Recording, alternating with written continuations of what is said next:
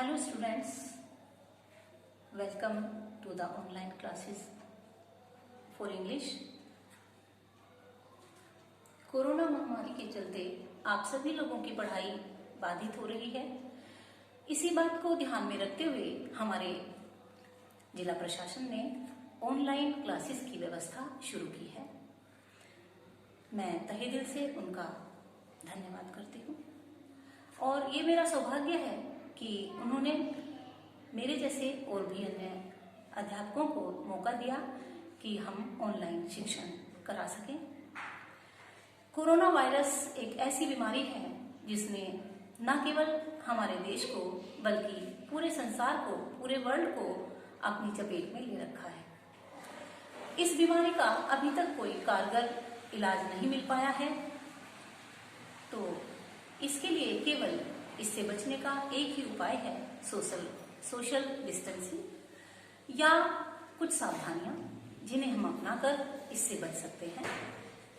मैं आप सभी से ये अपील करती हूँ, ये रिक्वेस्ट करती हूँ, सभी बच्चों से भी और सभी से जो मेरी इस वीडियो को देख रहे हैं कि वो हमेशा जब भी छींकते या खांसते समय अपने मुंह पर रुमाल रखें या टिश्यू पेपर से ढककर रखें और wash your hands again and again.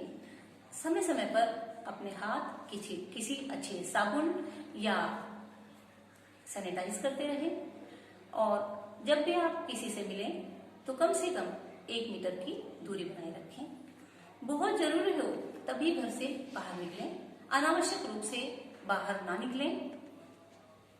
तो यदि हम इन सब बातों का ध्यान रखेंगे तो इस बीमारी से बचने में सक्षम हो सकते हैं।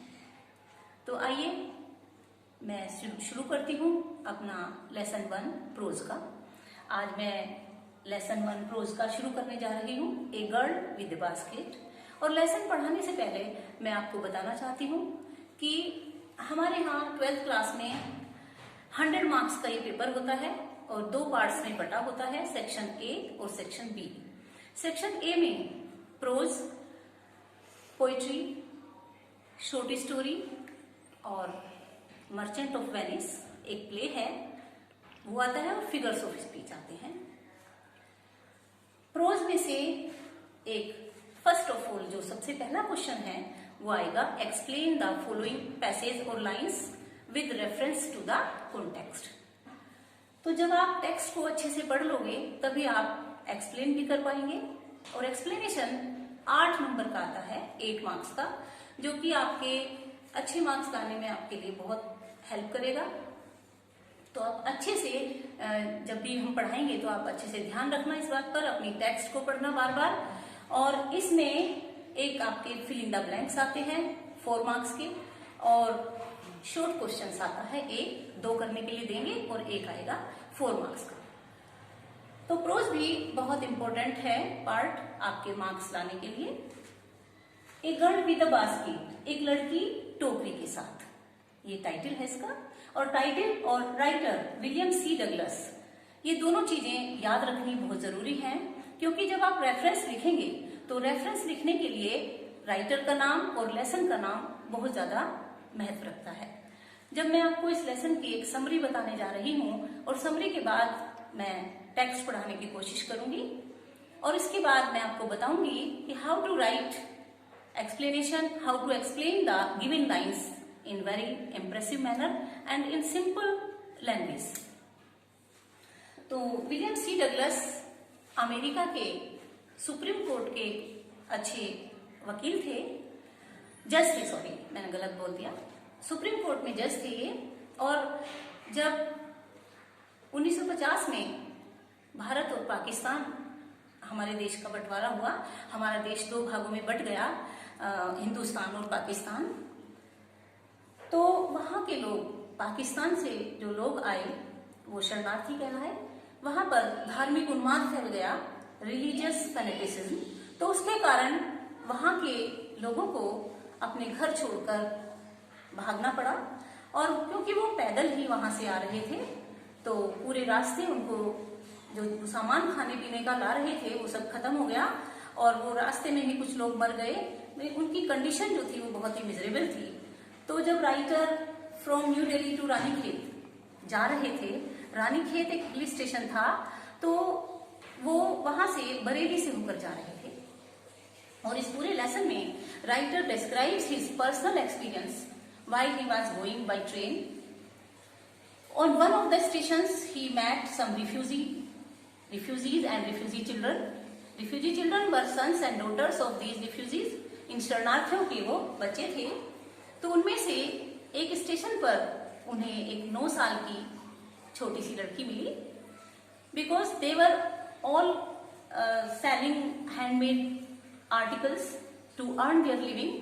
तो that girl was also selling basket and she was earnest pleader. Meaning writer ने सबकी टोकरियां खरीद ली, सबके फैंस खरीद लिए, और इसके बाद वो लड़की भी अपने फैन बेचना चाहती थी, बट राइटर के पास कोई जगह नहीं थी रखने के लिए। तो राइटर ने मना कर दिया उससे टोकरी खरीदने के लिए। तो लड़की ने बहुत रिक्वेस्ट की और राइटर ने उसको कुछ पैसा फ्री गिफ्ट देना चाहा ग्रेचुइटी के रूप में। But the girl was very self respecting, honest and hard working. तो राइटर वॉज फोर्स्ड यानी वो बहुत अधिक मतलब बाध्य हो गया उसकी टोकरी खरीदने के लिए। और then she became very happy and she ran away from there. तो राइटर इतना इम्प्रेस हुआ उस लड़की से, उस लड़की ने राइटर को हमारे देश के लोगों की जो क्वालिटीज थी उनकी एक झलक दिखा दी।